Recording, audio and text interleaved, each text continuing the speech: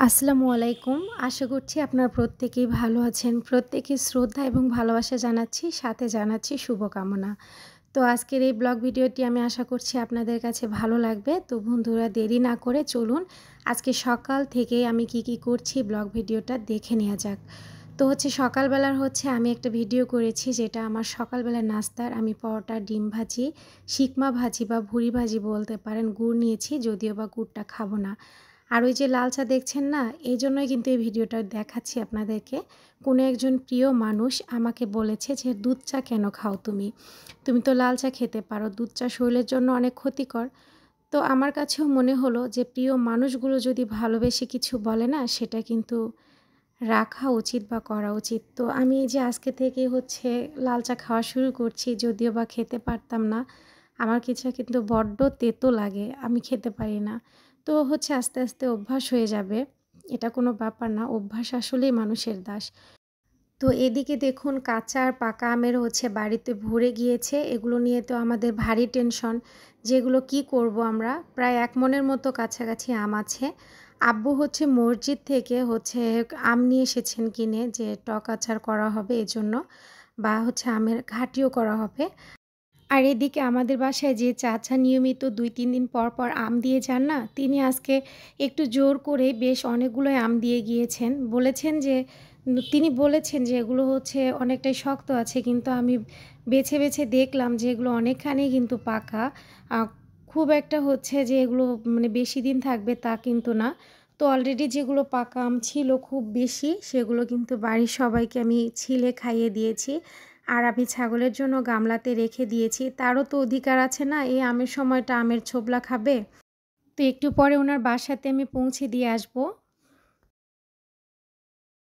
তো এদিকে আম্মু আম কাটছেন, আর আমিও আম ছিলে, ছিলে দিচ্ছি। কিন্তু আমাদের বাড়ির ছেলেরা কিন্তু আমাদেরকে প্রত্যেকটা ছেলে মানুষরা আমাদেরকে বুলিং করছে। আমরা কিন্তু বুলিংয়ের শিকার হচ্ছি। এটা বলে যে আ এইটুকুনি তো আম, ১ মণ আম, এটা কি সমাধান করা কি কোনো ব্যাপার? যদিও বা ১ মণ আমেরই তো আর আচার হবে না। অনেকগুলো আম কিন্তু পেকে গিয়েছে। এই যে এগুলো টক আচার করার জন্য কাটা হচ্ছে। আর এটা আমের ঘাঁটি করার জন্য। তো আব্বুকে বললাম যে, "একটা কেটে দেখান তো কেমন করে কাটতে হয়?" তো দেখেন, আপনারাই দেখে বলুন যে তিনি আম কাটছেন নাকি আমের গায়ে সুড়সুড়ি দিয়ে আমকে ঘুম পাড়িয়ে দিচ্ছেন। কি একটা হাসির বিষয় বলেন তো? আমার বরমশাইও নিয়েছে, বলছে, "দেখেন আমি এবার আম কেটে দেখাচ্ছি।" একটা আমকে তিনি ১০ মিনিট ধরে কাটছেন। কী অবস্থা! এজন্যই আমি সবসময় বলে থাকি যে একটা মেয়ে মানুষের কাজ ছেলে মানুষরা কিন্তু কখনোই পারে না। আর ছেলে মানুষদের কাজ তো কখনোই না, মেয়েরা পারবেই না। ছেলেদের বুদ্ধি থেকে পরিশ্রম সব কিছুই মেয়েদের থেকে কিন্তু দ্বিগুণ বেশি। এরই ফাঁকে আমি কিন্তু বিট লবণগুলো গুঁড়ি করে নিলাম, আচারের জন্য লাগবে। আর আ অতগুলো আম দিয়ে তো আর শুধু আচার করব না। আর এদিকে মশলা করে নিয়েছি। এটা পেস্ট করে নিব। আজকে আর কি একটু ফাঁকিবাজি রান্না করব। এজন্য আগে থেকেই তৈরি করে নিয়েছি। আর রসুন, পেঁয়াজ, আলু এগুলো তো কেটে নিয়েছি রান্নার জন্য। আর সকালে পরোটার সঙ্গে রুটিও করা হয়েছে। সেটা বেঁচে গিয়েছে, উঠিয়ে রাখলাম। আর তেল নিয়ে আসা হয়েছে, যদিও বা অনেকটাই কিন্তু সরিষার তেল আছে। কিন্তু আরও লাগবে, এজন্য এনে রাখলাম। ভাতটাও হয়েছে, নামিয়ে নিলাম। আর তরকারিটা প্রায় অর্ধ হয়েছে, কিছুক্ষণের মধ্যে হয়ে যাবে। এটাও নামিয়ে নিব। তারপর কিন্তু আমি আচারগুলো এনে এখানে বসিয়ে দিব। এরই ফাঁকে কিন্তু আমি মরিচটা ভেজে নিয়েছি। আমি মরিচটা কিন্তু ঠান্ডা হলে গুঁড়ি করে নিব। যেহেতু আজকে ২ প্রকারের আচার হবে, ঘাটি এবং টক আচার। তো এজন্য মরিচের পরিমাণটা কিন্তু একটু বেশিই নিয়েছি ভেজে। তো ঘাটি আচারটা করার জন্য আমি চলে আসলাম গ্যাসে। আমি শুধু জাস্ট ফোড়নটা দিয়ে এটাকে মিশিয়ে নিয়ে চুলোতে চলে যাব। তো আমি এখানে মৌরি, দারুচিনি আর এলাচ দিয়ে দিলাম কয়েকটা। তো এই ঘাটি আচারটা কিন্তু এভাবে আমি আমার আম্মুকে করা দেখেছি। তো এজন্য আমিও করি। জানি না আপনারা কিভাবে করেন? অবশ্যই আমাকে কমেন্টে জানাতে পারেন। তো যে ছিলে রাখা আমগুলো এখন আমি আস্তে, আস্তে কিন্তু ফোড়নের উপর ঢেলে দিব। আর বন্ধুরা, আমার কিন্তু আজকে কথাগুলো কিন্তু জড়িয়ে যাচ্ছে। কারণ আমি টানা ২ দিনই আমি বৃষ্টিতে ভিজেছি।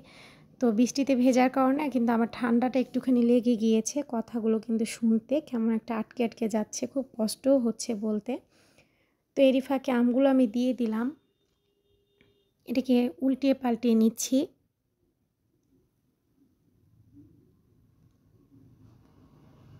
তো এই আচারটা বানানোর মধ্যে তেমন কোনো প্যারা নেই। এটা হচ্ছে খুব সহজেই বানানো যায়। তো হচ্ছে এর মধ্যে এখন আমি হচ্ছে চিনিটা ঢেলে দিচ্ছি। এভাবেই কিন্তু তৈরি করে থাকে গ্রামে। জানি না আপনারা এই ঘাটি আচারটা কখনো খেয়েছেন কিনা? একবার হলেও ট্রাই করে দেখবেন, এটা কিন্তু খুবই মজা লাগে খেতে। তো আমি হচ্ছে চিনিটা দিয়ে দিলাম আর এখন দিয়ে দিব হচ্ছে বিট লবণ। এই বিট লবণটা দিলে কিন্তু আচারটা অনেক দিন পর্যন্ত ভালো থাকে। আপনারা চাইলে এখানে ভিনেগারও ব্যবহার করতে পারেন, তবে আমি গন্ধ একদমই ওটাও সহ্য করতে পারি না, তাই আমি দিই না, বা আমার কাছে শেষ হয়ে গিয়েছে, নেই। তো হচ্ছে আমি দিয়ে দিলাম এখন একটুখানি হলুদের গুঁড়ি দিব। আমটা কিন্তু এমনিতেই কিন্তু হলদেটে দেখতে কিন্তু সুন্দর, তারপরে একটুখানি দিয়ে দিলাম যাতে আচারটা দেখতে ভালো লাগে। তো এই তো নাড়াচাড়া করে আমি একটু পরে হচ্ছে চুলোতে নিয়ে যাব। এতগুলো আচার এভাবে তো সম্ভবই না গ্যাসের মধ্যে করা। আমার কাছে মনে হয় সেটা দেরি হয়। তো এদিকে আমি পিছন ফিরে দেখি যে দুধ উতলায় পড়তেছে, সর্বনাশ! যদি আমি না পিছন ঘুরতাম তাহলে আজকে সবগুলো দুধ পড়ে যাইতো। তো তাড়াতাড়ি আমি দুধের সুইচটা অফ করে দিলাম। দেখেন একটা মেয়ে মানুষের বাড়িতে কত কাজ থাকে। তো আলহামদুলিল্লাহ আমার ঘাটি আচারটা হয়ে গিয়েছে, উপর থেকে তেল উঠে এসেছে। তো হচ্ছে একটা আমি নামিয়ে নিয়েছি। এটা ঠান্ডা একটু হয়ে গেলে, হালকা ঠান্ডা হলে আমি আচারের যে মশলাগুলো আমরা ব্যবহার করে থাকি সেটাই আমি গুঁড়ি করে নিয়েছি, সেটা আমি উপর থেকে ছড়িয়ে দিব। তো এই আচারটা কিন্তু খেতে খুব ভালো লাগে, আপনারা না একবার হলেও ট্রাই করবেন। এদিকে আবার টক আচার করা হয়েছে। এই টক আচারটা কিন্তু ডাল ভাতের জন্য, ডাল ভাতের সঙ্গে খেতে খুব ভালো লাগে। কিন্তু আমি কিন্তু এই আচারগুলো কোনোটাই খাই না, আমি আচার খেতে কম পছন্দ করি। মেয়ে মানুষরা কিন্তু টক জিনিস খেতে ভালোবাসে, আমড়া, জলপাই, কাঁচা আম। কিন্তু আমার ক্ষেত্রে ভিন্নতা, আমি কিন্তু হচ্ছে টক জিনিস একবারেই পছন্দ করি না। আবার হচ্ছে মিষ্টি আচারও কম খাই। বাসার সকলেই খায়, আমার কাছে রান্না করতে ভালো লাগে তাই আমি তৈরি করি। আবার অনেকেই আছেন যে শপিং করতে খুব পছন্দ করেন অথবা হচ্ছে মেলাতে গিয়ে, পার্কে গিয়ে ঘুরতে পছন্দ করেন। কিন্তু আমার ক্ষেত্রে একেবারেই ভিন্নতা। আমি কিন্তু হচ্ছে প্রকৃতি খুবই ভালোবাসি। একেবারে নিস্তব্ধ একটা জায়গাতে হচ্ছে আমি যাব, ১০টা মিনিট থাকবো, চোখ বন্ধ করে বাতাসগুলোকে আমি উপভোগ করব। আমার কাছে এটাই সবথেকে ভালো লাগে। তো যাই হোক, সবাই তো আর একরকম হয় না। আমার কিছু, কিছু আপুরা ভাইয়ারা আছে তারা একরকম পছন্দ করে।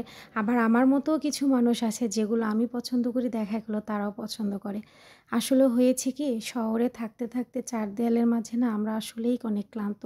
তাই আমাদের কাছে মনে হয় যে প্রকৃতির কাছে গেলে, একটু নীরব নিস্তব্ধে থাকলে আমাদের মনটা, মাইন্ডটা না ফ্রেশ হয়ে যায়। এই আর কি, এর থেকে আর বেশি কিছু না। আর এই সেই বৃষ্টি যেটাতে ভিজে আমার গলার অবস্থা ১২ থেকে ১৪ তে পৌঁছে গিয়েছে। তো আজকে ব্লগটি আমি এখানে শেষ করছি। সবাই ভালো থাকুন, সুস্থ থাকুন, নিজেদের খেয়াল রাখুন। আল্লাহ হাফেজ।